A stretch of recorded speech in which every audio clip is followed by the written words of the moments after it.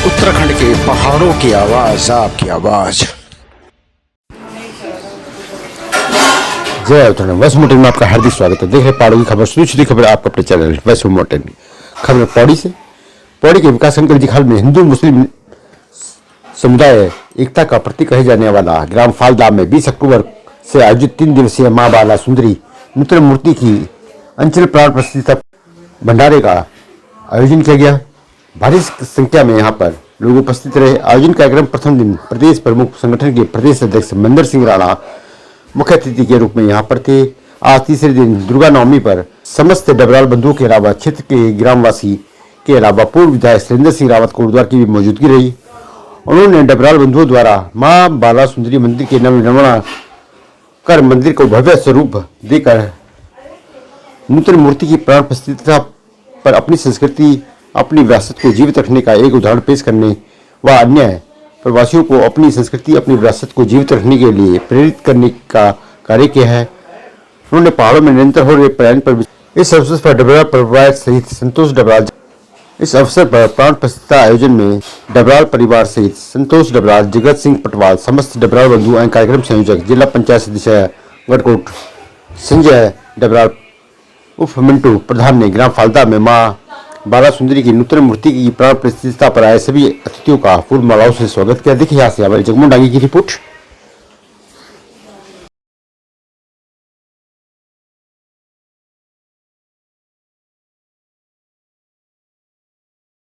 सबका जीवन मंगलमय हो, परिवार में अपनी खुशहाली आए, सुख समृद्धि आए। हम सब लोग इसी भांति ये है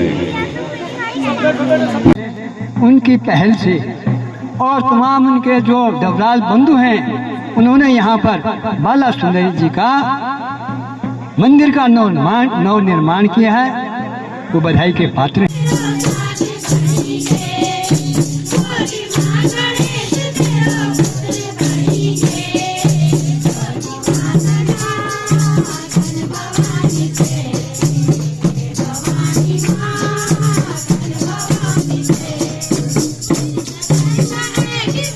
करूंगा और सारे डबराल बंधुओं को फल्दा ग्राम वासियों में बधाई दूंगा कि इस माँ के मंदिर का नवनिर्माण हुआ और उसकी मूर्ति स्थापना का आज शुभ अवसर था। निश्चित रूप से जो पीड़ा है पहाड़ों की, और मैं कह सकता हूँ कि जितना काम होना चाहिए था सरकारों के माध्यम से वो नहीं हुआ।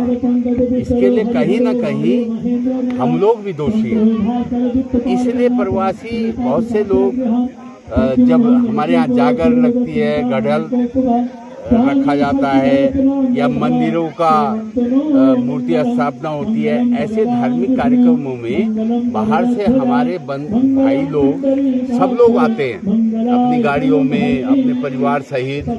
तो उनको यहाँ पे काफ़ी लोग थे वो लोग, तो उनसे अनुरोध किया कि आप आओ गांव में सामूहिक मकान का एक कल्चर बनाओ कि 3 भाई हैं तो तीनों भाई मकान बनाएं और सामूहिक रूप से उसका रख रखाव भी हो सकता है, क्योंकि उनके अपने काम धंधे हैं, अपने रोजगार हैं।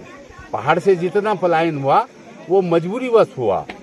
पहाड़ से जाना नहीं चाहता था व्यक्ति, लेकिन पलायन इसलिए हुआ कि रोजगार के लिए, नौकरी के लिए, और जब उसको सुख सुविधा वहाँ मिली। और आज जो है बाहर के लोग पहाड़ में कब्जा करने आ रहे हैं, तो मैं कह सकता हूँ वो पीड़ा मैंने व्यक्त की है कि इस पहाड़ को सुरक्षित रखने का काम हम सब लोगों की जिम्मेदारी बनती है, हम सब लोगों की नैतिक जिम्मेदारी बनती है। वो पीड़ा मैंने व्यक्त की यहाँ पे प्रवासियों के सामने की, बहुत सारे प्रवासी थे। इसलिए होना चाहिए, इसमें शुरुआत होनी चाहिए कि हम कम से कम पहाड़ को सुरक्षित रखें। ये हमारे पूर्वजों की धरोहर है। उस कालखंड में जब हमारे पूर्वज कोई राजस्थान से, कोई मध्य प्रदेश से, कोई अन्य प्रदेशों से जब उस कालखंड में आए होंगे तो विषम परिस्थितियों में खेत नहीं थे, खलियान नहीं थे, उनको खोदा, अपने पुंगड़े तैयार किए, उसके बाद उस खेत में जो है फसल उगाई, बीज बोया, उसी से अपना परिवार का भरण पोषण किया। और सौभाग्य की बात है कि आज पहाड़ का समाज, एक ज़माने में पहाड़ के व्यक्ति को घर के सेवादार के रूप में याद किया जाता था, आज हम लोगों के लिए, पहाड़ी समाज के लिए, उत्तराखंड समाज के लिए ये सौभाग्य की बात है कि सर्वोच्च पदों पर आज हमारा पहाड़ का व्यक्ति बैठा हुआ है। वो इस देश को चला रहा है कई क्षेत्रों में। ये सौभाग्य की बात है और ये पहाड़ की चिंता करनी चाहिए, उसी चिंता को मैंने देखा। पिछले साल हमारे परिवार में कोई कैजुअलिटी हो गई थी, तो 1 साल तक मूर्ति स्थापना का नहीं कर पाए थे। तो 1 साल बाद अब हमने दिन, हमारे रोहित जी ने दिन करके, उसके बाद हमने आज रामनवमी को, नवमी को, नवरात्रों में नवमी को आज मूर्ति स्थापना और मूर्ति की प्राण प्रतिष्ठा का वो कार्यक्रम था। इसमें आप सभी ने सहयोग किया और माता रानी से मैं यही प्रार्थना करता हूँ कि आप सभी लोगों को पर माता रानी अपनी विशेष कृपा करें।